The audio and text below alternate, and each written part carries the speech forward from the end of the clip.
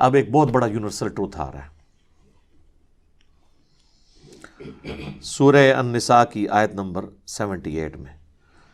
Anima تکونوا، تم جہاں کہیں پر بھی ہو، یدرککم الموت، موت تمہیں آ کر رہے گی. وَلَوْ كُنْتُمْ فِي بُرُوجٍ مُشَيَّدَةٍ، چاہے تم اپنے آپ کو مضبوط قلعوں میں بھی بند کر لو نا، موت وہاں بھی تمہیں آ جائے گی. موت سے کوئی بھاگ نہیں سکتا. یعنی دنیاوی طور پہ کوئی شخص مضبوط قلعے میں آ جائے کہ مجھے کو مارنے کے لیے اندر نہیں آئے گا، سر باہر سے تو اندر آنے کی ضرورت نہیں ہے، اندر جو کچھ آپ کے اندر ہے وہ آپ کو مارنے کے لیے کافی ہے. Heart failure, kidney failure, cancer, کوئی بھی بیماری لگ سکتی ہے. باہر کی ٹریفک کو تو کسی حد تک آپ مینج کر سکتے ہیں، لیکن جو اندر چل رہا ہے وہ تو اتنا کمپلیکس نظام ہے کہ ذرا سی بھی آپ کی صرف جو سیلز کی خلیوں کی ڈسٹریبیوشن ذرا سی بھی ڈسٹرب ہو جائے، کینسر بن جاتا ہے. اس کے اوپر کسی کا کنٹرول ہے؟ کتنی ینگ ڈیتھس آپ آئے دن سنتے رہتے ہیں جی. 25 سال کا لڑکا تھا جی، 30 سال کا لڑکا تھا جی، ہارٹ فیلئر سے مر گیا جی. یہ بھی جو عفنان بھائی بتا رہے تھے، ان کے دوست سحری کر کے سوئے، اٹھے ہی نہیں ہے، 27-28 سال عمر ہے. تو وہ اللہ تعالیٰ نے ہر شخص کو جو ٹائم دیا ہے وہ، لہٰذا جس طرح اللہ کو ایک ماننا ضروری ہے نا، اور اس میں کوئی شک نہیں ہے ایک ایمان والے شخص کے لیے، اس طرح بالکل اس طرح یہ ماننا ضروری ہے کہ جو رات باہر ہے قبر کی وہ اندر نہیں ہے، اور جو اندر ہے وہ باہر نہیں ہو سکتی. ایک لمحے، قرآن میں کئی جگہ یہ ٹاپک آیا ہے کہ جب موت آئے گی ایک لمحے نہ آگے ہوگی نہ پیچھے.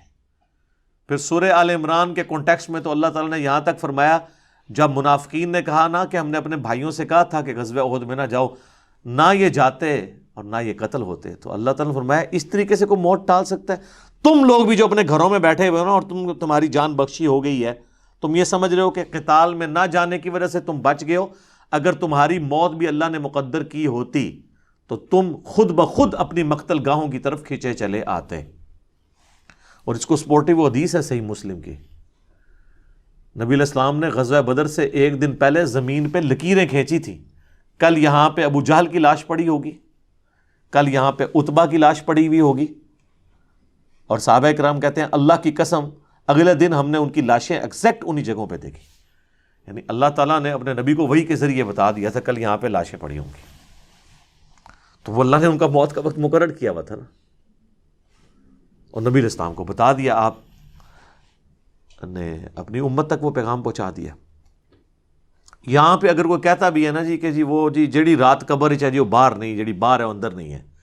یہ اکثر وہ بدماش گنڈے اور ڈان کہہ رہے ہوتے ہیں جو قاتلانہ حملے میں اپنے دوسرے جو مقابل ڈانوں سے بچ جاتے ہیں نا، تو پھر وہ کہتے ہیں اور جی جیڑی لہی ہے نا جی وہ تے پوری کرنی ہے نا جی، انج تے نہیں کو مار سکتا. پھر ساتھ یہ بھی جملہ بولیں گے کہ جی وہ جو ہے نا مارنے والے سے بچانے والا جو ہے وہ ذات بڑی ہے. او بھئی مارنے والے بھی اللہ کی ذات ہے،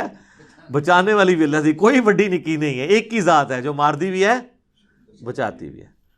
لیکن ظاہر ہے وہ اس کانٹیکسٹ میں کہہ رہے ہوتے ہیں کہ کوئی شخص کسی کو نہیں مار سکتا، تو بالکل ٹھیک ہے.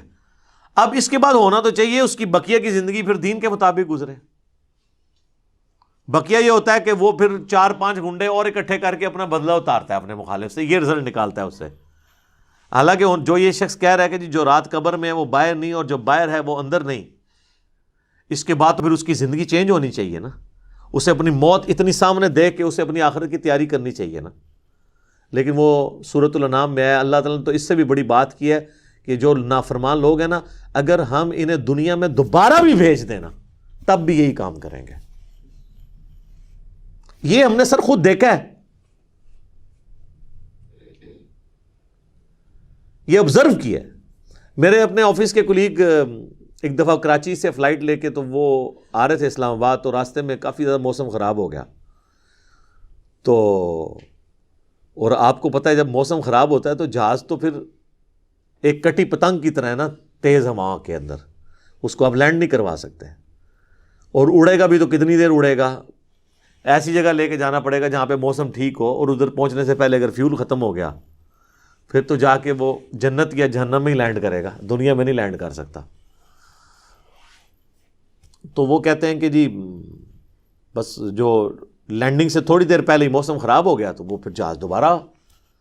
اٹھا لیا اس نے، پائلٹ نے، لیکن وہ جہاز قابو میں نہیں آ رہا تھا، اور آپ کو پتہ ہے وہ پھر اچانک جو ہے نا کافی زیادہ گہرائی پہ وہ نیچے آتا ہے جہاز، یعنی ہوا میں اگر وہ سپوز تقریباً یہ 747 تو 10 کلومیٹر ہائٹ تک اڑتا ہے، تو وہ ایک کلومیٹر ایک سیکنڈ میں ایک دم نیچے آتا ہے۔ وہ جب ایک دم نیچے آتا ہے نا تو وہ ظاہر ہے کہ اگر آپ نے سیٹ بیلٹ نہیں باندھی ہوئی تو آپ جا کے تو جہاز کی چھت سے جا کے لگیں گے، تو وہ بیلٹ پہلے بندھوا لیتے ہیں، اور پھر وہ اتنی زور سے کانپتا ہے۔ یہ تو میں نے خود بھی چائنا کی فلائٹ میں ایئر پاکٹس آتی ہیں پاکستان سے چائنا جاتے ہوئے، اتنی زور سے کانپتا ہے وہ جہاز کہ لگتا ہے کہ وہ یہ ابھی ٹوٹ جائے گا، ٹکڑے ٹکڑے ہو جائے گا، کیونکہ وہ ویسے تو انہوں نے ظاہر ہے وہ ہمارے علماء کرام نے تو نہیں بنایا ہوا کہ ناخالص ہو، وہ یعنی بڑا صحیح ڈیزائن کیا ہوتا ہے انجینئرز نے، اور اس کے اندر پوری ایک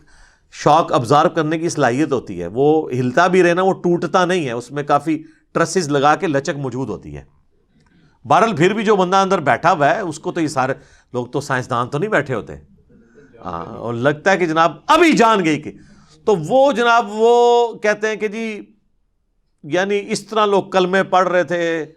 اور جناب چیخو پکار استغفر اللہ، جیسے کہ ابھی اگر اللہ نے ان کو دوبارہ بھی دنیا میں بھیج دیا، کیونکہ اب تو ان کے آخری وقت ہی قریب آیا ہوا تھا نا، وہ انہوں نے تو یہ کنکلوڈ کر لیا،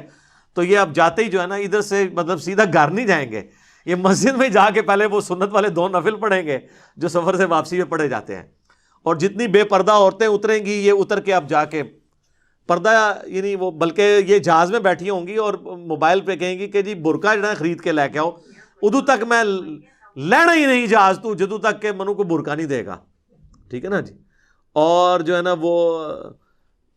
نماز کا ٹائم ہوا ہے تو وہ جہاز میں پہلے نماز پڑھیں گے تب نیچے اتریں گے، لیکن ایسا کوئی نہیں ہوتا، اس ٹائم چیخیں ہوتی ہیں اور لگتا ہے کہ جناب گئے کہ گئے۔ تو وہ کہتے ہیں خیر وہ سٹیبل ہوا، وہ سیالکوٹ لے گئے اس جہاز کو، تو وہ جب اتارا تو جناب اب لوگ چیخو پکار کر رہے ہیں جی ہمیں جہاز سے باہر نکالیں، لیکن جہاز کا تو اصول ہے، وہ کہتے ہیں نہیں جی جدھر کی سواری ہے وہیں اتاریں گے، تھوڑی دیر ریسٹ کریں گے، جب موسم ٹھیک ہو تو دوبارہ اڑیں گے۔ اب جو موت سامنے دیکھ کے ایک بار تازہ لینڈ کیا ہو، وہ کہتا ہے جی جناب تو وہ بتا رہے تھے کہ جہاز میں جناب انہوں نے منتیں کی، اب لاہور کی سواریاں تھیں جو وہ بھی کہہ رہی ہیں کہ جی آپ ہمیں یہاں پہ ہی اتار دیں، اسلام آباد پشاور کی سواریاں بھی تھی، وہ کہہ رہی تھی سیالکوٹ سے جناب ہم، کئی لوگوں نے کہا اسی پیدل چلے جائیں گے جناب، سانو لاؤ ہوئے تھے جہاز تو لاؤ تلے، ٹھیک ہے۔ تو وہ لیکن ان کا ایک اصول ہوتا ہے، وہ انہوں نے یہ چیک کیا کہ بھی جو سیالکوٹ کے یا قریبی علاقوں ان کو تو اجازت دے دی، لیکن دور والوں کو کہا نہیں جناب آپ کو چھوڑ کے آئیں، وہ کہتے ہیں جناب مہربانی کرو سانو چھوڑ کے نہ ہو۔ تو اس طرح موت کا یعنی روب طاری ہوا ہوتا ہے۔ تو یہ یعنی بات کرنا آسان ہے، جب موت سامنے آتی ہے نا بڑے بڑے لوگ، اور یہ سورۃ النام میں جو اللہ تعالیٰ نے فرمایا نا کہ ہم انہیں دنیا میں دوبارہ بھیج دیں یہی کام کریں گے، تو یہ کرنا شروع ہو جاتے ہیں نا۔ میں خود اسلام آباد میں پشاور موڑ جو ہے نا G8 مرکز، اسے پشاور موڑ بھی کہتے ہیں، جس طرح G9 مرکز اسلام آباد میں اسے کراچی کمپنی کہتے ہیں، تو ادھر میں ایک دفعہ ایک ٹیکسی میں نے لی، تو وہ ٹیکسی والے سے میری ڈسکشن شروع ہوئی، تو وہ کہنے لگا جی مجھے تو اللہ تعالیٰ نے نئی زندگی دی ہے، کہتا ہے جی میں ادھر ہی کھڑا ہوا تھا تو پیچھے سے ایک بڑا ٹریلا آ کے چڑھ گیا، یہ ٹریلے آپ کو پتہ ہے کس سپیڈ پہ چل رہے ہوتے ہیں، یہ بڑے بڑے جو وہ ڈیمپرز جن کو ڈیمپر کہتے ہیں، اور کہتا ہے جی میں تو گھر والے بھی آ کے بس سارے رشتہ دار کے کر کے مل کے جا رہے تھے، شفا انٹرنیشنل میں وہ کئی ہفتے تک وینٹیلیٹر کے اوپر رہا، وینٹیلیٹر پہ اس طرح کے جو لوگ ہیں بہت کم ہی ہوتا ہے کہ واپس آئیں، پھر آہستہ آہستہ ریکوری ہو گئی، یعنی وہ تو موت کے منہ سے بلکہ نئی زندگی لے کے واپس آیا۔ تو میں نے اس سے پہلا سوال یہ کیا کہ اب تم مطلب زندگی کیسے گزار رہے ہو، نماز پڑھتے ہو، مسلمان ہو؟ کہتے جی ٹائم لگ جاتے پڑھ لی تھی ہے۔ تو میں نے کہا صدق اللہ العظیم، اللہ نے سچ فرمایا، اگر ہم انہیں دنیا میں دوبارہ بھی بھیج دینا پھر یہ وہی کام کریں گے جو یہ کرتے رہے۔ تو اتنا قریب سے بھی موت کو دیکھ کر لوگ جو ہے نا وہ پھر بھی یہ باز نہیں آتے اپنی حرکتوں سے. موت بہت بڑی حقیقت ہے. کاش اس پہ ہمارا ایمان بھی اس لیول کا ہو تو پھر انسان کا قبلہ درست رہتا ہے. آپ دیکھیں سورہ البقرہ کے سٹارٹ میں اللہ تعالیٰ نے جو ذکر کیا ہے اہل ایمان کا، اس میں کیا فرمایا؟ والذین یؤمنون بما انزل الیک، وہ ایمان لاتے ہیں جو اے نبی تمہاری طرف نازل ہوا، وما انزل من قبلک، اور جو نازل ہوا تم سے پہلے، اس پہ ایمان رکھتے ہیں. وبالآخرۃ ہم یوقنون، اور آخرت پہ یقین رکھتے ہیں. آخرت کے لیے ایمان کا لفظ بھی کافی نہیں، اللہ نے سمجھا یقین، کیونکہ قبلہ تبھی درست ہوتا ہے جب انسان کو یہ پتا ہو کہ میں نے مر کے کسی کے حضور اکاؤنٹیبل ہونا ہے، جواب دہ ہونا ہے. آج یہ جتنے لوگ کہتے ہیں نا جی جو قبر سے باہر رات ہے وہ اندر نہیں، جو اندر ہے وہ باہر نہیں ہے، یہ صرف ان کی منہ شگافی ہیں. واقعی اگر ان کا یقین ہو تو حرام خوریاں کر رہے ہوں، لوگوں کا مال ناحق طریقے سے ہڑپ کر رہے ہوں، اللہ تعالیٰ کے حقوق کو پامال کر رہے ہوں، ماں باپ کے ساتھ بے سلوکی والا معاملہ کر رہے ہوں، بیوی بچوں پہ ظلم کر رہے ہوں، بہن بھائیوں کی جائیداد دبا رہے ہوں، معاشرے کے لیے ناسور بنے ہوئے ہوں، ایسے لوگ نہیں، پھر تو ان کو بالکل سیدھا ہو جانا چاہیے. تو بات کہاں سے شروع ہوئی تھی کہ اللہ تعالیٰ فرما رہا ہے کہ تم اپنے آپ کو مضبوط قلعوں میں بھی بند کر لو نا، تب بھی موت تمہیں آ کر رہنی ہے. موت کو کوئی ٹال نہیں سکتا، کیونکہ موت تو اللہ تعالیٰ نے بھیجنی ہے. اللہ کے پاس تو کروڑوں آپشنز ہیں. ایگزٹ تو ہر شخص کا اس دنیا سے لکھا ہے، خواہ ایئر کریش میں ہو، چاہے ہارٹ فیلئر سے ہو، خواہ کسی شیر کے پیٹ میں جا کے ہو، خواہ کڈنی فیلئر سے ہو، خواہ کسی روڈ ایکسیڈنٹ میں ہو، ہر بندے نے دنیا سے جانا ہے اور وہ طے ہے، اس سے آگے پیچھے نہیں ہوگا. البتہ جو قاتل کو ہم سزا دیتے ہیں اس لیے کہ قاتل جو ہوتا ہے اس کو اللہ تعالیٰ نے یہ کام کرنے سے منع کیا ہوا ہے، وہ اس کی وجہ سے اسے سزا دی جاتی ہے، اس وجہ سے نہیں کہ وقت سے پہلے اسے قتل کر اس نے مار دیا ہے، کیونکہ اس نے مارا اپنی ویل سے ہے، نافرمان، اس کی تو موت آنی تھی. اور اللہ تعالیٰ کو تو اپنے علم سے یہ بھی پتا ہے کہ کس نے کیا کرنا ہے، لیکن اللہ نے کسی کو پابند نہیں اپنے علم کا کیا کہ تو نے یہ کرنا ہے، بلکہ اللہ نے مستقبل کو فورس ہی خود ہی کیا ہوا ہے. جس طرح ایک استاد جب کسی نالائق شاگرد کو پیپروں سے ایک ہفتہ پہلے کہتا ہے کہ پتر تو فیل ہو جانا ہے، اور وہ فیل ہو بھی جائے،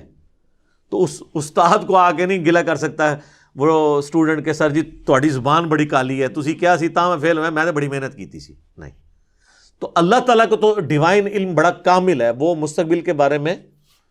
فورس ہی کرتا ہے. اب رہا یہ معاملہ کہ اللہ نے ہمیں اس آزمائش میں ڈالا کیوں ہے، تو وہ اللہ نے اس کو بیان کر دیا ہے. لا یسأل عما یفعل، اللہ کو کوئی نہیں پوچھ سکتا کہ اس نے یہ کیوں کیا. وہم یسألون، اور اللہ ہر ایک کو پوچھے گا. تو ابھی تو فی الوقت اللہ نے جس امتحان میں ڈالا ہے اس میں آپ نے گیون سرکمسٹانسز میں پرفارم کرنے کی کوشش کرنی ہے. ہماری ایک اکیڈمی کے بڑے قریبی ہمارے ممبر عمر بھائی فوت ہو گئے آلموسٹ 37 ایئرس کی ایج میں، اللہ تعالیٰ ان کی مغفرت کرے. اور ماشاءاللہ انہوں نے اپنی ینگ ایج کے اندر اپنے عقیدہ توحید کی اصلاح کی، اپنے گھر والوں تک اصلاح پہنچائی، اپنے والدین تک پہنچائی. خوش قسمت ہوتے ہیں وہ لوگ جو جوانی میں خود بھی توبہ کرتے ہیں اور اپنے بوڑھے 70-80 سال کے ماں باپ جو روایتی دین کو، قبر پرستی کے دین کو لے کے چل رہے ہوں، بزرگ بابوں کے دین کو، ان کو بھی وہ اپنے ساتھ اس رائے حق پہ لانے میں کامیاب ہو جائیں. یہ نصیب والوں کا حصہ ہے. تو ان میں سے ایک ہمارے وہ عمر بھائی بھی تھے. ان کا جنازہ بھی آپ کو پتہ ہے میں نے پڑھایا تھا. جیلم کی تاریخ میں چند بڑے جنازوں میں سے تھا وہ، ہزاروں لوگ اس میں شریک تھے. تو ان کی اچانک ڈیتھ ہوئی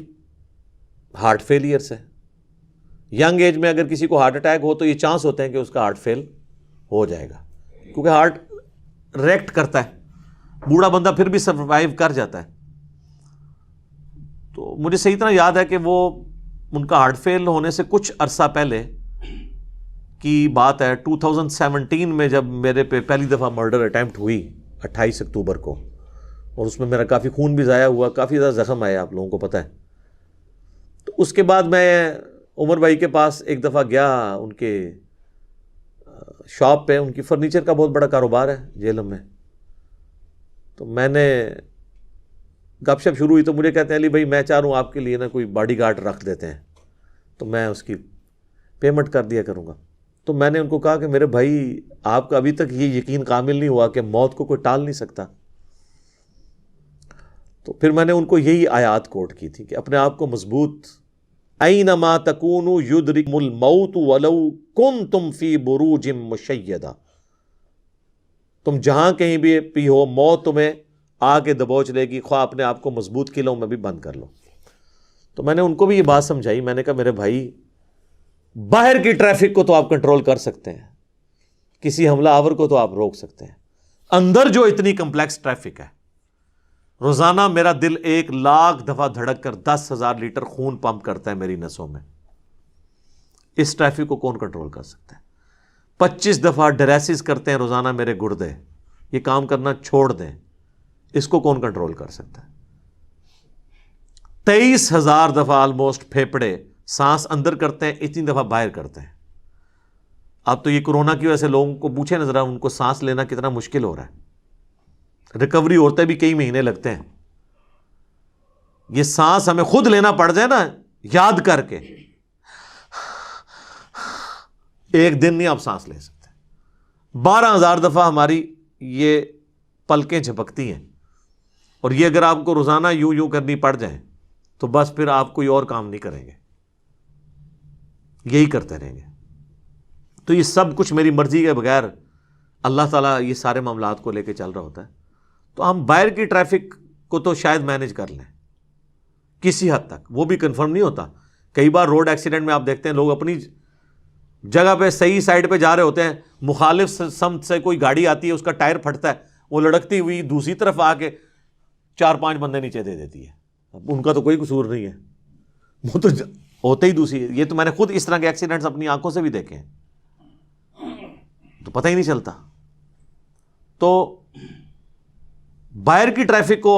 آپ کسی حد تک مینیج کر لیں گے، لیکن اندر کی ٹریفک کو تو کوئی بھی نہیں کر سکتا. اور دیکھیں کچھ عرصے کے بعد ان کی اندر کی ٹریفک ہی فیل ہوئی اور دنیا سے چلے گئے. اللہ تعالیٰ ان کی مغفرت کرے، انہیں نیک کاموں کا اجر دے، ان کی برائیوں سے درگزر کرے، اور ہمیں بھی اپنی موت سے پہلے پہلے قبر و آخرت کی تیاری کرنے کی توفیق عطا فرمائے. اللہم من احییتہ منا فاحیہ علی الاسلام ومن توفیتہ منا فتوفہ علی الایمان. آمین.